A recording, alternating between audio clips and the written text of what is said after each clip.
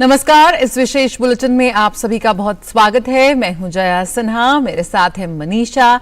शुरुआत करेंगे इस वक्त की सुर्खियों के साथ। प्रधानमंत्री नरेंद्र मोदी आज गुजरात में 4,400 करोड़ रुपए की विकास योजनाओं की देंगे सौगात। 19,000 लाभार्थियों को आवास योजना के मकान की चाबी सौंपेंगे। गांधीनगर में गिफ्ट सिटी की परियोजनाओं की करेंगे समीक्षा।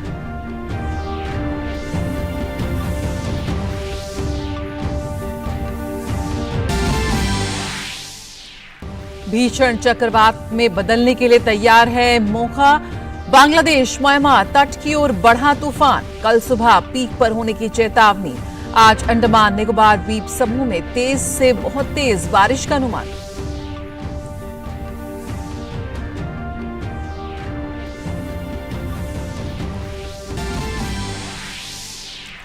द केरला स्टोरी फिल्म को पश्चिम बंगाल और तमिलनाडु में बैन किए जाने के खिलाफ आज सुप्रीम कोर्ट में होगी पहली सुनवाई। फिल्म निर्माता ने दी है फैसले को चुनौती।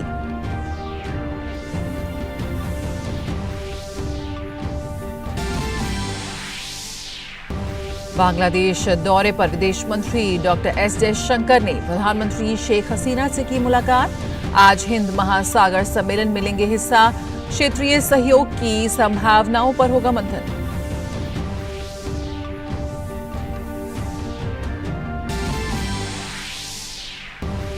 पाकिस्तान में सुप्रीम कोर्ट ने इमरान खान की गिरफ्तारी को अवैध ठहराया। आज इस्लामाबाद हाई कोर्ट में होगी पेशी। सुरक्षा के लिए अभी कोर्ट की निगरानी में ही रहने का आदेश।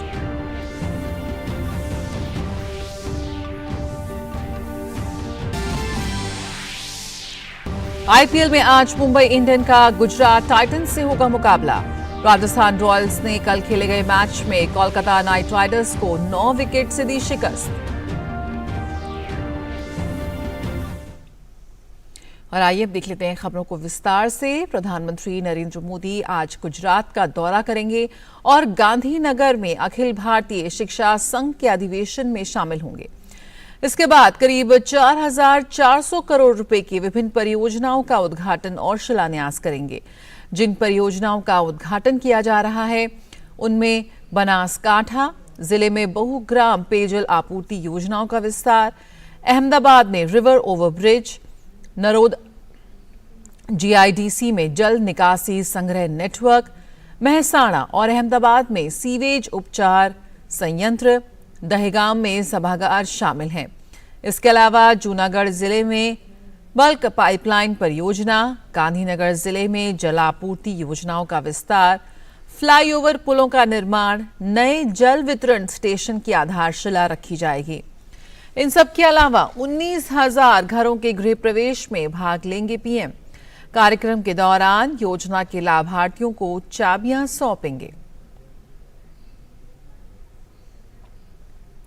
प्रधानमंत्री गिफ्ट सिटी यानी Gujarat international finance tech city का दौरा भी करेंगे। यहां सिटी में चल रही विभिन्न परियोजनाओं की स्थिति की समीक्षा करेंगे। गिफ्ट सिटी में उनके अनुभव और भविष्य की योजनाओं को समझने के लिए गिफ्ट आईएफएससी संस्थाओं के साथ बातचीत भी होगी। ओडिशा के मुख्यमंत्री और बीजू जनता दल के नेता नवीन पटनायक ने अगले साल होने वाले लोकसभा चुनाव से पहले तीसरे मोर्चे की किसी भी संभावना से इनकार कर दिया और कहा कि जहां तक उनका खुद का संबंध है तीसरे मोर्चे की कोई संभावना नहीं है। उनका ये बयान इसलिए भी अहम है क्योंकि विपक्षी दलों की ओर से बीजेपी के खिलाफ काफी जोर शोर से इस दिशा में काम हो रहा है। बहरहाल कल नवीन पटनायक दिल्ली में थे और उन्होंने प्रधानमंत्री नरेंद्र मोदी से मुलाकात की। इस दौरान उन्होंने उड़ीसा से जुड़ी कई मांगों के बारे में बातचीत की, जिसमें श्री जगन्नाथ अंतर्राष्ट्रीय एयरपोर्ट का भी जिक्र था।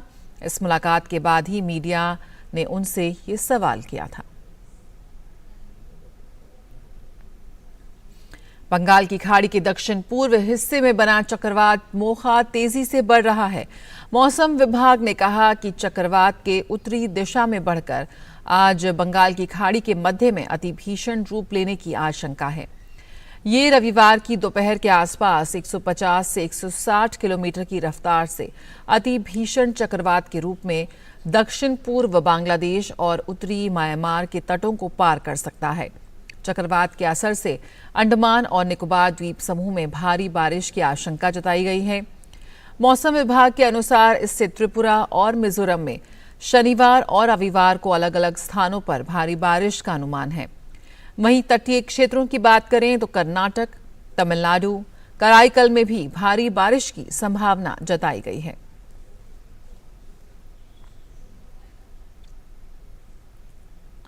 फिल्म द केरला स्टोरी पर पश्चिम बंगाल और तमिलनाडु में लगी रोक के खिलाफ फिल्म निर्माताओं की अर्जी पर सुप्रीम कोर्ट आज सुनवाई करेगा। फैसले को चुनौती देते हुए फिल्म निर्माताओं ने संविधान के अनुच्छेद 32 का हवाला देते हुए सुप्रीम कोर्ट का दरवाजा खटखटाया है, जिसमें कहा गया है कि राज्य सरकार के पास ऐसी फिल्म पर प्रतिबंध लगाने की कोई शक्ति नहीं है जिसे केंद्रीय फिल्म प्रमाणन बोर्ड द्वारा सार्वजनिक रूप से देखने के लिए प्रमाणित किया गया हो।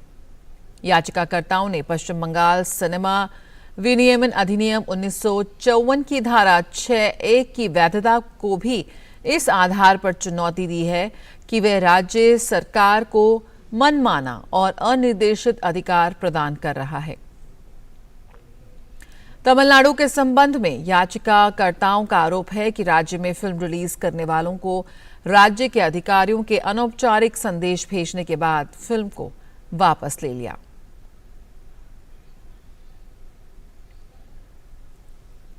एक छोटे से ब्रेक के लिए रुकते हैं, जल्द हाजिर होते हैं। Indian Maritime University brings you the most prestigious and adventurous career in merchant navy and marine engineering with world-class infrastructure and sprawling campus at 6 locations. It's not just a career, but an ocean of opportunities. Indian Maritime University, a central university recognized by Government of India. Admissions open for 2023 to 24. वित्त मंत्री निर्मला सीतारमण ने Japan के निवेशकों एवं उद्यमियों को भारत में मौजूद निवेश अवसरों का फायदा उठाने का न्योता देते हुए कहा कि कारोबारी सुगमता बढ़ाने के लिए तमाम बंदिशों में ढील दी जा रही है। सीतारमण ने कहा कि अमृतकाल में भारतवर्ष 2027 तक पूर्ण कारोबारी सुगमता सुनिश्चित करने की दिशा में बढ़ रहा है। जापान के दौरे पर पहुंची सीतारमण ने गुरुवार को निवेशकों एवं उद्यमियों के एक समूह के साथ परिचर्चा के दौरान उन्हें भारत में निवेश के लिए आमंत्रित किया। वित्त मंत्री ने भारत में सरकार की तरफ से उठाए गए कारोबार अनुकूल कदमों का भी उल्लेख किया। उन्होंने कहा कि अमृतकाल में भारत को सशक्त करने के लिए सरकार ने कारोबारी सुगमता बढ़ाने के लिए कई कदम उठाए हैं, जिनमें विभिन्न पाबंदियों को शिथिल करना भी शामिल है। विदेश मंत्री डॉक्टर एस जयशंकर हिंद महासागर सम्मेलन के 6ठे संस्करण में हिस्सा लेने के लिए बांग्लादेश पहुंचे हैं। इंडिया फाउंडेशन और बांग्लादेश के विदेश मंत्रालय दोनों ने मिलकर इस सम्मेलन का आयोजन किया है, जिसमें क्षेत्रीय सहयोग की संभावनाओं पर मंथन होगा। हिंद महासागर सम्मेलन का थीम शांति, समृद्धि और उज्जवल भविष्य के लिए साझेदारी रखा गया है। ढाका में आयोजित सम्मेलन में मॉरिशस, मालदीव समेत दुनिया भर के कई देश शामिल होंगे।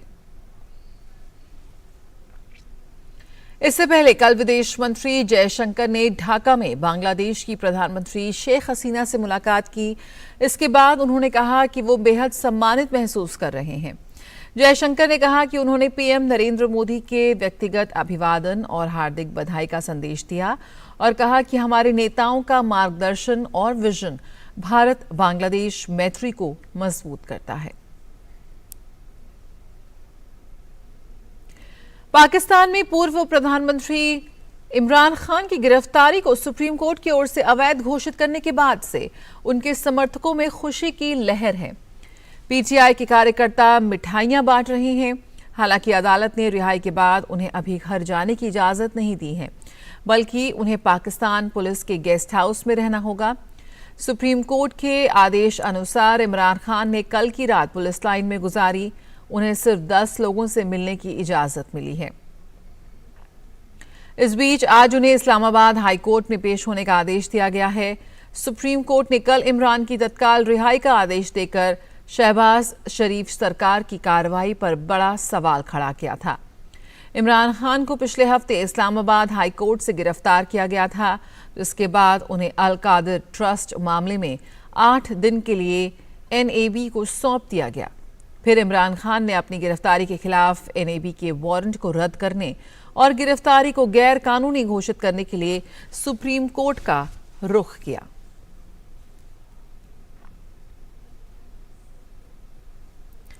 बात IPL की करें तो इंडियन प्रीमियर लीग में आज गुजरात टाइटंस और मुंबई इंडियंस की टीम आमने सामने होगी। ये मुकाबला मुंबई के वानखेड़े स्टेडियम में खेला जाएगा। गुजरात टाइटंस का सफर मौजूदा सीजन में शानदार रहा है। गुजरात ने इस सीजन में 11 मुकाबले खेले हैं, जिसमें से उसे 8 मैचों में जीत मिली है। ये टीम अंक तालिका में 16 अंकों के साथ शीर्ष पर बनी हुई है। वहीं अपने पिछले मुकाबले में रॉयल चैलेंजर्स बैंगलोर को हराकर आ रही मुंबई इंडियंस अंक तालिका में चौथे पायदान पर स्थित है। मुंबई ने सीजन में अब तक 11 मुकाबले खेले हैं, जिसमें से उसने 6 में जीत हासिल की है। आज खेले जाने वाले मुकाबले में गुजरात की कोशिश जीत के साथ शीर्ष पर अपनी स्थिति और मजबूत करने की होगी। वहीं मुंबई इंडियंस की टीम जीत हासिल कर प्लेऑफ में जगह बनाने की अपनी उम्मीदों को बरकरार रखना चाहेगी।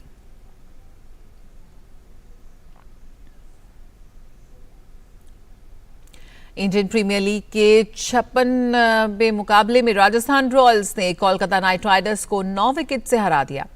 कोलकाता नाइट राइडर्स ने पहले बल्लेबाजी करते हुए निर्धारित 20 ओवर में 8 विकेट के नुकसान पर 149 रन बनाए थे। 150 रन के लक्ष्य का पीछा करने उतरी राजस्थान की शुरुआत धमाकेदार रही। यशस्वी जायसवाल ने IPL इतिहास का सबसे तेज अर्धशतक लगाया और टीम को 14वें ओवर में ही जीत दिला दी। संजू सैमसन और यशस्वी जायसवाल की शतकीय साझेदारी देखने को मिली। यशस्वी ने 47 गेंदों में 98 रनों की नाबाद पारी खेली। उन्होंने 13 चौके और 5 छक्के लगाए। संजू सैमसन 48 रन बनाकर नाबाद रहे। उन्होंने 5 छक्के और 2 चौके लगाए। टीम के लिए युजवेंद्र चहल ने घातक गेंदबाजी करते हुए 4 विकेट लिए। इस जीत के साथ ही राजस्थान की टीम अंक तालिका में तीसरे पायदान पर आ गई है।